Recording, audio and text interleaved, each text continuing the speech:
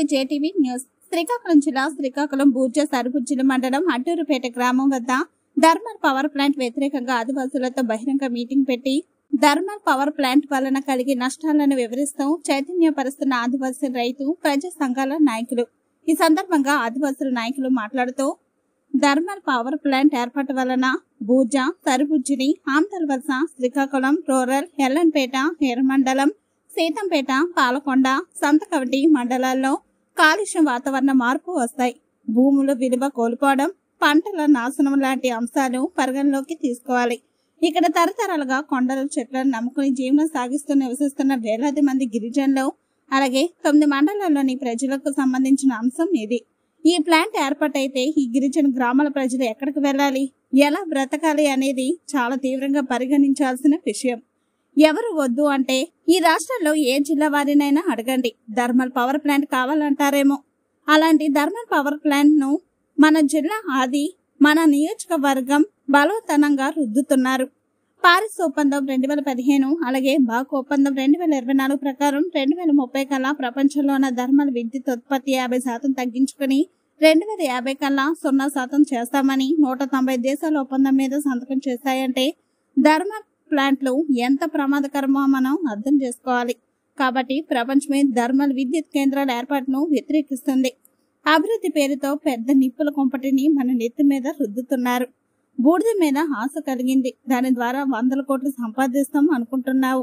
ప్రజల ప్రాణాలు, ఆరోగ్యం, జీవితాలు భవిష్యత్తు చెరకట్టమాడితే మేము ప్రాణాలు తెగించైనా దానిని ఆపుతాం.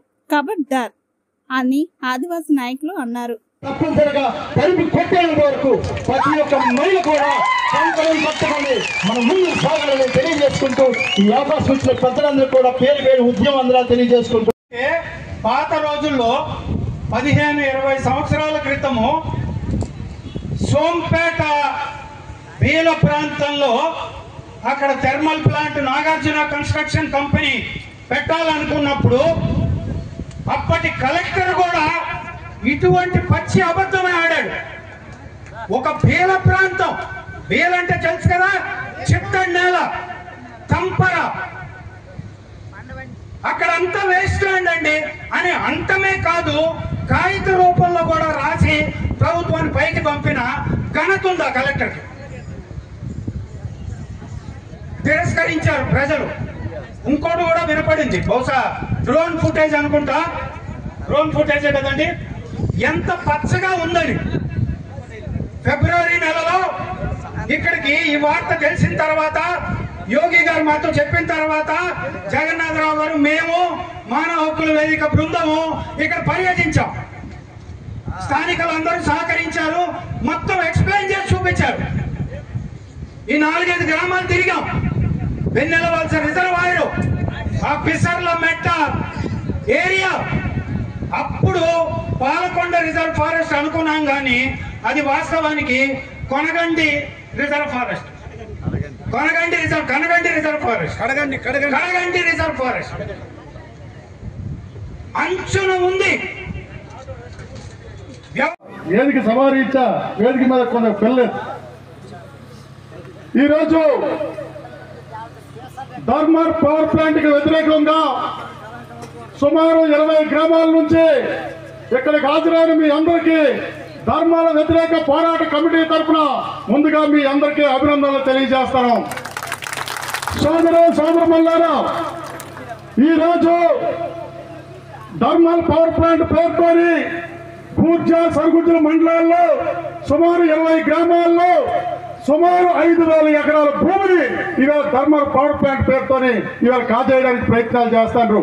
వాస్తవానికి 18 ఎకరాలు, 200 ఎకరాలు చెప్తాను, కానీ కొండలు, గొట్టలు, రిజర్వాయర్లు ఇవన్నీ కలిపి సుమారు 5,000 ఎకరాలు ఇవాళ గిరిజన భూముల్ని, రైతాంగ భూముల్ని, గిరిజనేతర భూముల్ని ఇవాళ దోపిడీ చేయాలని చూస్తారు. ఈ రోజు మేము అడుగుతున్నాం, ఈ రోజు ఈ శ్రీకాకుళం జిల్లాలో ఒకవైపున అణు విద్యుత్ ప్లాంట్, మరొక వైపున కార్గో ఆయిల్ ప్లాంట్, పోర్టు, ఎక్కడేం థర్మల్ ప్లాంట్ పెట్టి ఈ శ్రీకాకుళం జిల్లాని 1000 ఎకరాలని కార్పొరేట్ సంస్థలకి మీరు అది కాదు.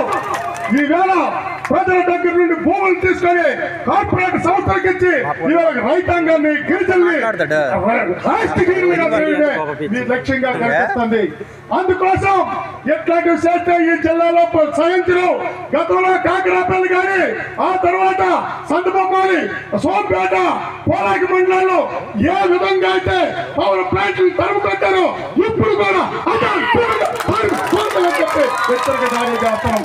ఈరోజు మంత్రి గారికి వెళ్తాను, అయ్యా కేంద్ర మంత్రి గారు, మీరు ఈ జిల్లాలో భూములు తద్వారా ప్రభుత్వాన్ని నడపకూడదని చెప్పి ఆర్టికల్ 47 ఆదేశించా ఏదని చెప్పిందో దానికి ఉల్లంఘించే ప్రభుత్వం తద్వారా ఆదాయాన్ని సంపాదిస్తా, తద్వారా ప్రభుత్వం నడుపుతా, మీరు చావండి తాగండి సిట్టింగ్ రూములు కడతా, రేపు స్లీపింగ్ రూములు కడతానంటుంది, రేపు స్లీపింగ్ రూములు కూడా కడతాయి. మగాళ్ళంతా తాగి తొందరలాడుతుంటే ఆడవాళ్ళంతా మన ఫీవర్స్ వేసుకుని గుళ్ళ చుట్టూ తిరుగుతుంటే ప్రభుత్వం మన భూములన్నీ లాగేసుకుంటుంటే ఈరోజు కావాల్సింది వాళ్ళకు భూమి, ఈరోజు ప్రభుత్వానికి కావాల్సిన భూమి. అందుకే కరేడు నుంచి ఇక్కడ కార్గో ఎయిర్పోర్ట్ దాకా పెద్ద ఎత్తున ప్రజలు కదులుతున్నారు. ఆ పోరాటంలో మనకు కదలాల్సిన అవసరం ఉంది. మిత్రులారా, చాలా మంది ఒక మాట చెప్తాను, ఆ పోరాటానికి సంబంధించిన దాంట్లో మనం అనుకోవచ్చు ఈ అర్జానికి వ్యతిరేకంగా మాట్లాడేట ఎట్లా అవుతుంది. ఇది సుప్రీంకోర్టు కూడా తీర్పిచ్చింది. ఏమని? ప్రభుత్వాన్ని భిన్నించడం, ప్రభుత్వానికి వ్యతిరేకంగా మాట్లాడటం, ఇవన్నీ కూడా రాజద్రోహం కాదు, దేశద్రోహం కాదు, ఇది సెలెక్షన్ కాదు. కానీ ప్రభుత్వాన్ని విమర్శించకపోతే ఎవరు విమర్శిస్తారు? ప్రజలకు సంబంధించిన ప్రజాప్రతినిధులు, లేకపోతే ప్రజాప్రతినిధులు మన పక్కన లేరు. మన ప్రజలు అనుకుంటున్న వాళ్ళు, ప్రజా ఉద్యమకారులు మనం ప్రశ్నించకపోతే, ఆలోచించకపోతే, మన కోసం మనం నిలబడకపోతే ఎవరు నిలబడతారు? కాబట్టి ఇది ప్రజాద్రోహం అవుతుందా? వాళ్ళు చేస్తుంది ప్రజాద్రోహం. వాళ్ళు మన మీద ఈ రోజు వాళ్ళు ఓటర్ లాగానే చూస్తున్నారు, మన మనుషుల్లా చూడట్లా. వాళ్ళందరూ డబ్బు రకంగానే చూస్తున్నారు, వాళ్ళ సంపద రకంగానే చూస్తున్నారు, మనల్ని మనుషులు చూడట్లేదు. కాబట్టి కన్న తల్లిని పుట్టిన ఊరిని మర్చిపోయిన వాడు దేశద్రోహి ఉన్నాడు. కాబట్టి మనం అనుకోవచ్చు వాళ్ళు చాలా బలవంతులు, రాజ్యం చాలా బలమైనది, దాన్ని ఏమనుకోలేని చెప్పేసి మనం అనుకోవచ్చు. కానీ ఒక బండరాయిని నిరంతరము వాగు ఏదైతే తన అలలతో, తన యొక్క రాత్రితో, తన ప్రవాహాలతో నిరంతరము కోతకు గురి చేస్తూ ఆ బండరాయిని సైతము గుండరాయిగా గులకరాయిగా ఎలా మార్చగలిగిందో అలాంటి అద్భుతమైన పోరాటం చేయగలిగింది కూడా రైతాంగమే. ప్రజలే చరిత్ర నిర్మాతలు, ప్రజలే వీరులు. దానికి నిదర్శనమే. మనం ఏమి సాధిస్తామని ప్రగల్భాలు మనం పలకాల్సిన అవసరం లేదు. అన్యాయానికి వ్యతిరేకంగా నిలబడటం అనేది మానవ నైజం. చరిత్ర అందుకు సాక్ష్యం. శ్రీకాకుళం సాయుధ గిరిజన రైతాంగ పోరాటం కానీ మన ముందు జరిగిన